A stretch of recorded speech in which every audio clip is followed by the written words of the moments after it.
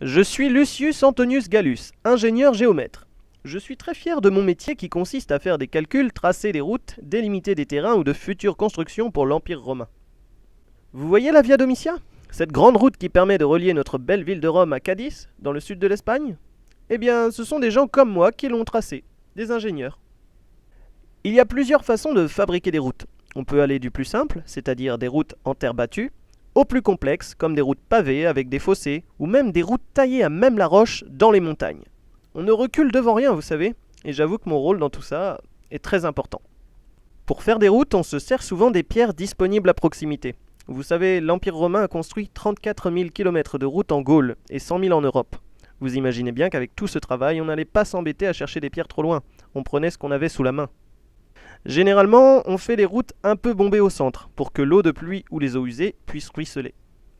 Je ne sais pas si vous avez remarqué, mais nos routes sont globalement très droites. Si vous voulez aller d'un endroit à un autre, le plus rapide, c'est d'aller tout droit. Si on tombe sur une rivière, on construit un pont. Si on est face à une montagne, on contourne ou on passe dessus. On s'adapte, en essayant de garder la ligne droite que l'on s'était fixée.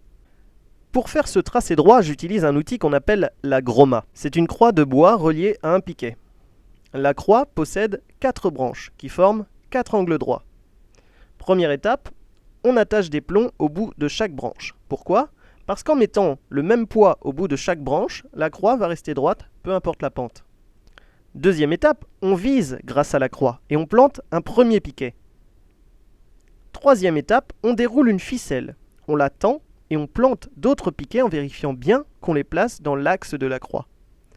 À la fin, on obtient le futur tracé de la route que les ouvriers pourront suivre. Si vous montez sur l'oppidum d'Ambrosum, vous pourrez constater par vous-même que nous faisons du bon travail.